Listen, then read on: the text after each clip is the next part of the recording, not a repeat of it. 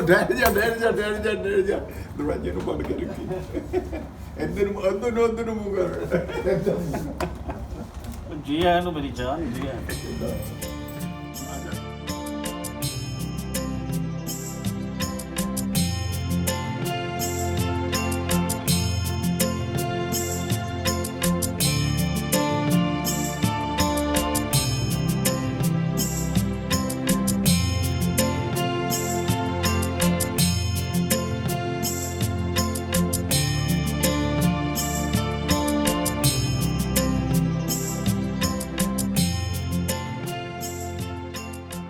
अस्सलाम वालेकुम, सत श्री अकाल और नमस्कार। जिमें कि तुसीं फोटो ਦੇ ਵਿੱਚ ਦੇਖਿਆ कि अज बाजी होरी गुरचरण सिंह बनवैत होरी ਜਿਹੜੇ ਕੈਨੇਡਾ ਤੋਂ ਚੱਲੇ ਔਰ ਉਸ ਤੋਂ ਬਾਅਦ ਇੰਡੀਆ ਆਏ।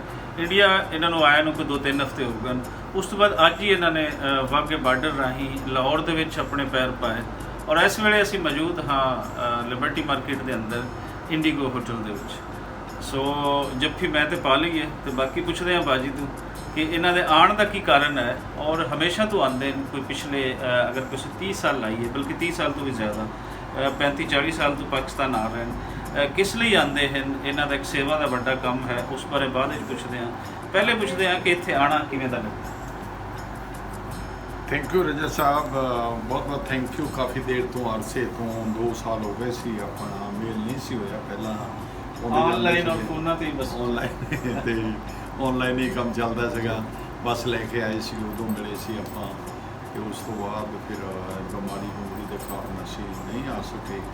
हुण असी अज बॉर्डर पार किया ते बड़ा चा सीगा। 2 साल हो गए सीगे, यार दोस्त सारे टैलीफोन करते सीगे आ जाओ ते मैं ट्राई की कि जिहड़ा वीज़ा आ मल्टीपल मिल जाए तो 200 किलोमीटर से बैठे हैं तो आप मिल सकते हैं एक दूसरे को।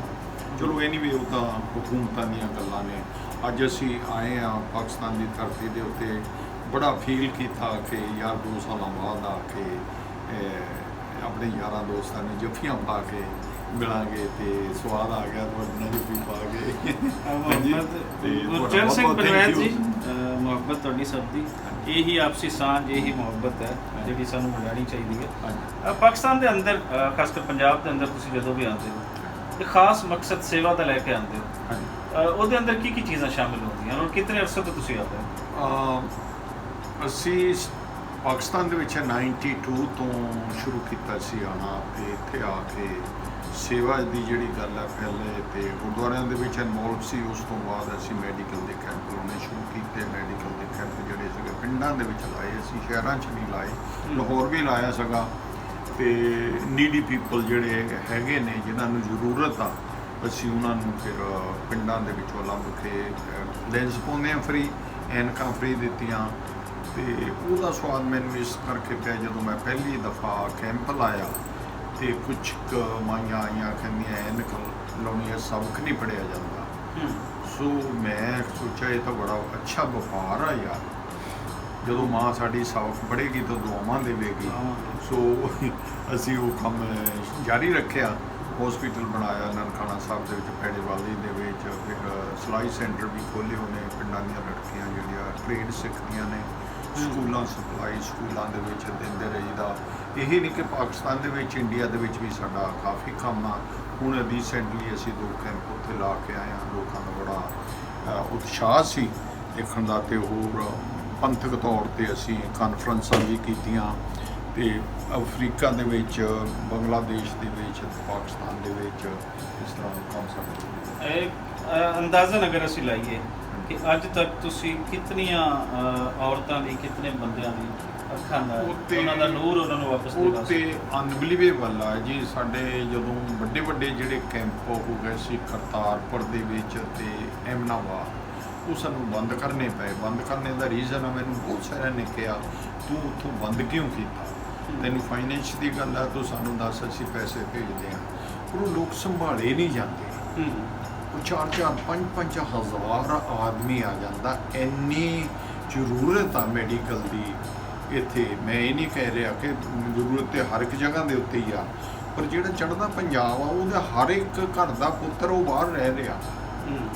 ਉਹ ਥੋੜੇ ਲੋਕ ਆਉਂਦੇ ਨੇ, ਕੋਈ ਕੈਨੇਡਾ ਸਾਨੂੰ ਹੈ, ਸਵਾਦ ਕੋਈ ਨਹੀਂ ਆਉਂਦਾ, ਅਮਰੀਕਾ ਕੰਮ ਹੈ। ਕਰਨੇ ਦਾ ਸਵਾਦ ਨਹੀਂ ਆਉਂਦਾ। ਹੂੰ। 2 ਕੈਂਪ ਲਾਏ ਨੇ, ਇੱਕ ਦੇ ਵਿੱਚੋਂ 20 ਸਰਜਰੀਆਂ ਨਿਕਲੀਆਂ, ਦੇ ਵਿੱਚੋਂ 22 ਨਿਕਲੀਆਂ। ਉਹ ਸਾਨੂੰ ਸਵਾਦ ਨਹੀਂ ਹੈ, ਸਾਨੂੰ ਇਸ ਤਰ੍ਹਾਂ ਫੀਲ ਹੁੰਦਾ ਕਿ ਅਸੀਂ ਕੀਤਾ ਹੀ ਕੁਛ ਨਹੀਂ।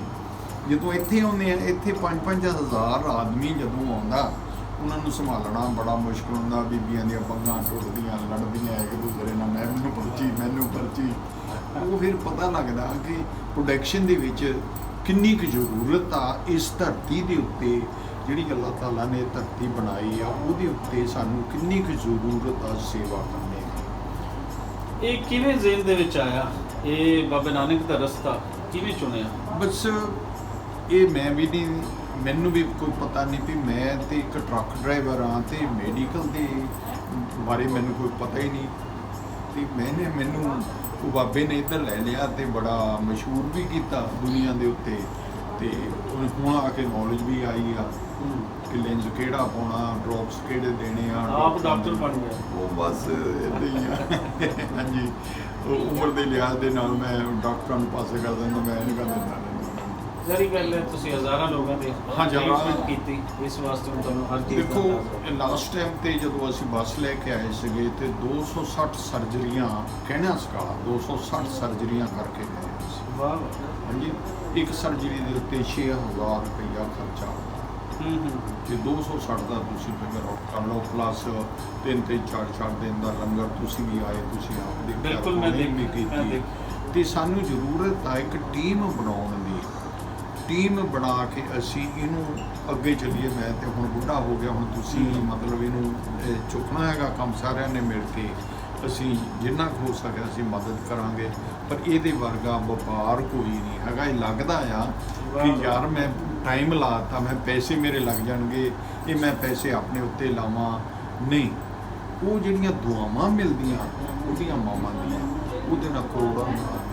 ਦੇਖੋ ਨਾ, ਮੈਂ ਦੁਨੀਆ ਤੇ ਘੁੰਮਦਾ ਇਸ ਤਰ੍ਹਾਂ ਚਲੇ ਜਾਂਦਾ, ਇੱਥੇ ਵੀ ਦੇਖਦਾ, ਅਗਲੇ ਕਹਿੰਦੇ ਬੜਵੈਸਾ ਆ ਰਹੇ ਨੇ, ਪਤਾ ਇੱਜ਼ਤ ਮਿਲੇਗੀ। ਇੱਜ਼ਤ ਮਿਲੀ। ਕੱਲ ਸੀ ਹਰ ਇੱਕ ਬੁਲਾਰਾ ਜਿਹੜਾ ਬੋਲ ਰਿਹਾ ਸੀਗਾ, ਮੈਂ ਇੱਕਦਮ ਲੋਕੇ ਬੈਠਾ ਸੀ ਪਿੱਛੇ। ਮੈਂ ਲੋਕਾਂ ਨੇ ਕੋਈ ਮੇਰਾ ਰੀਜ਼ਨ ਵੀ ਸੀ ਲੋਕੇ ਬੈਠਣ ਦਾ, ਕਿਉਂਕਿ ਇੰਡੀਆ ਗਵਰਨਮੈਂਟ ਵਿੱਚ ਪਿੱਛੇ ਪੈ ਜਾਂਦੀ ਆ ਨਾ, ਉਹ ਐਂਟੀ ਗਵਰਨਮੈਂਟ ਦੇ ਪ੍ਰੋਗਰਾਮ ਸੀਗਾ। ਤੇ ਉਹ ਕੀ ਆ ਕਿ ਹਰ ਇੱਕ ਬੁਲਾਰਾ ਜਿਹੜਾ ਨਹੀਂ ਵੀ ਸੀ ਆਉਣ ਉਹ ਵੀ ਕਹਿੰਦਾ ਸੀ ਗੁਰਚਰਨ ਸਿੰਘ ਬਲਵੈਤ ਨੇ ਅੱਛਾ ਕੰਮ ਕੀਤਾ, ਗੁਰਚਰਨ ਸਿੰਘ ਬਲਵੈਤ ਨੇ। ਦੇਖੋ, ਜਿਹੜਾ ਰੱਬ ਦੀ ਖਲਕਤ ਲਈ ਕੰਮ ਕਰੇਗਾ, ਰੱਬ ਨੂੰ ਇੱਜ਼ਤ ਵੀ ਦੇਵੇਗਾ। ਤੁਸੀਂ ਗੱਲ ਕਰ ਰਹੇ ਹੋ ਪੰਜਾਬੀ ਪ੍ਰਚਾਰ ਟੀਵੀ ਦੇ ਨਾਲ, ਤੇ ਕੀ ਕੁ ਸੁਨੇਹਾ ਦੇਣਾ ਚਾਹੋਗੇ, ਕੀ ਕਹਿਣਾ ਚਾਹੋਗੇ ਇਹਨਾਂ ਲੋਕਾਂ ਨੂੰ, ਇਸ ਸੇਵਾ ਬਾਰੇ ਨਾਲ ਆਪਣੇ ਜੋੜਨਾ ਕਿਵੇਂ ਚਾਹੋਗੇ? ਮੈਂ ਪੰਜਾਬੀ ਪ੍ਰਚਾਰ ਦੇ ਨਾਲ ਕਾਫੀ ਦੇਰ ਤੋਂ ਜੁੜਿਆ ਹਾਂ। ਪੰਜਾਬੀ ਪ੍ਰਚਾਰ ਦੇ ਬਲਕਿ ਤੁਸੀਂ ਤੇ ਕੈਨੇਡਾ ਦੇ ਤੁਸੀਂ ਉੱਥੇ ਵਿਲਾਗਸ ਵੀ ਕਰਦੇ ਹੋ। ਹਾਂਜੀ ਹਾਂਜੀ, ਤੇ ਪੰਜਾਬੀ ਪ੍ਰਚਾਰ ਚੈਨਲ ਦੇ ਨਾਲ ਦੇਖਣ ਵਾਲੇ ਰੱਬ ਵਰਗੇ ਸਰੋਤਿਆਂ ਨੂੰ ਸਤਿ ਸ੍ਰੀ ਅਕਾਲ। ਤੇ ਆਓ ਆਪਾਂ YouTube ਰਾਹੀਂ ਜੁੜੀਏ ਤੇ ਇਹ ਜਿਹੜਾ ਕੰਮ ਆ ਇਹਦੇ ਆਪਾਂ ਮੈਂਬਰ ਬਣੀਏ। ਡਜ਼ਨਟ ਮੈਟਰ ਕਿ ਗੁਰਚਰਨ ਸਿੰਘ ਬਲਵੈਤ ਆ, ਆਪਾਂ ਇੱਕ ਮੈਂਬਰ ਬਣ ਕੇ ਉਹਨਾਂ ਮਾਵਾਂ ਦੇ ਪੁੱਤ ਬਣ ਕੇ, ਜਿਹੜੀਆਂ ਮਾਵਾਂ ਕਹਿੰਦੀਆਂ ਨੇ ਕਿ ਮੇਰਾ ਕੋਈ ਨਹੀਂ ਦੁਨੀਆ ਤੇ, ਉਹਨੂੰ ਮੈਂ ਕਹਿੰਦਾ ਜੱਬੀ ਪਾ ਕੇ ਮਾਂ ਮੈਂ ਤੇਰਾ। ਵਾਹ ਜੀ। ਸੋ ਉਹਨਾਂ ਦੁਆਵਾਂ ਦੇ ਨਾਲ ਅਸੀਂ ਉੜਦੇ ਫਿਰਦੇ ਹਾਂ। ਤੇ ਆਓ ਆਪਾਂ ਰਲ ਮਿਲ ਕੇ, ਮੈਂ ਹਰ ਇੱਕ ਨੂੰ ਕਹਾਂਗਾ ਕਿ ਅਗਰ ਤੁਸੀਂ ਪਾਕਿਸਤਾਨ ਦੇ ਵਿੱਚ ਰਹਿੰਦੇ ਹੋ, ਸਿਰਫ $1 ਅੱਲਾ ਦੇ ਨਾਮ ਦੇ ਉੱਤੇ ਰੋਜ਼ ਦਾ 1 ਰੁਪਈਆ ਕੱਢਣਾ ਸ਼ੁਰੂ ਕਰੋ। ਤੁਸੀਂ 1 ਰੁਪਈਆ ਕੁਛ ਨਹੀਂ ਹੈ, ਔਰ ਉਹ ਬਹੁਤ ਵੱਡਾ ਹੋ ਜਾਏਗਾ। ਜੇਕਰ ਅਸੀਂ 1 ਲੱਖ ਆਦਮੀ ਮੈਂਬਰ ਬਣਾ ਲੈਂਦੇ ਹਾਂ ਤੇ 1 ਲੱਖ ਰੁਪਈਆ ਰੋਜ਼ ਦਾ ਇਕੱਠਾ ਹੋ ਗਿਆ।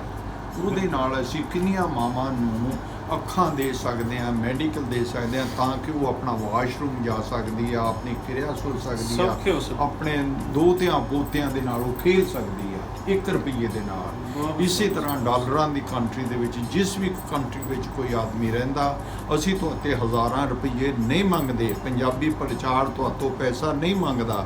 ਸਾਡੇ ਮੈਂਬਰ ਬਣੋ।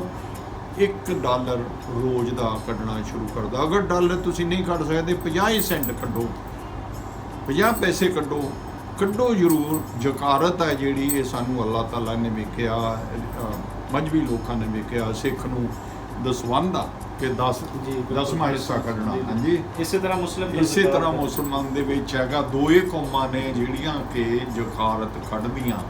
ਹਿੰਦੂ ਨਹੀਂ ਕੱਢਦਾ, ਦੂਸਰੀਆਂ ਕੌਮਾਂ ਨਹੀਂ ਕੱਢਦੀਆਂ। ਇਹ ਸਾਨੂੰ ਉਹਦੇ ਉੱਤੇ ਹੋਣਾ ਚਾਹੀਦਾ। ਰੋਜ਼ੇ ਰੱਖਣ ਦਾ ਸਾਡਾ ਫਾਇਦਾ ਤਦ ਹੀ ਆ ਕਿ ਆਪਾਂ ਚੰਗਾ ਕੰਮ ਕਰ ਸਕੀਏ।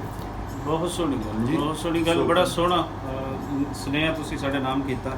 ਤੁਸੀਂ ਇੱਥੇ ਜਿਤਨੇ ਦਿਨ ਹੋ, ਤੁਹਾਡੇ ਵਲੌਗਸ, ਤੁਹਾਡੀ ਵੀਡੀਓਜ਼, ਇਨਸਾਨੀ ਸੇਵਾ ਲਈ ਤੁਸੀਂ ਜੋ ਵੱਡਾ ਕੰਮ ਕੀਤਾ, ਉਹਦੀ ਪ੍ਰਮੋਸ਼ਨ ਵਾਸਤੇ ਵੀਡੀਓਜ਼ ਤੁਹਾਡੇ ਨਾਲ ਸਾਡੀ ਟੀਮ ਬਣਾਉਂਦੀ ਰਹੇਗੀ ਔਰ ਅਸੀਂ ਤੁਹਾਡੇ ਨਾਲ ਸਾਂਝੇ ਕਰਦੇ ਰਹਾਂਗੇ। ਇੱਕ ਵਾਰੀ ਹੋਰ ਤੁਹਾਨੂੰ ਜੀ ਆਇਆਂ ਨੂੰ ਇਸ ਧਰਤੀ ਤੇ। ਥੈਂਕ ਯੂ ਪੰਜਾਬ ਦਾ ਹਰ ਬੱਚਾ, ਹਰ ਪਾਕਿਸਤਾਨੀ ਤੁਹਾਨੂੰ ਜੀ ਆਇਆਂ। Thank you very much.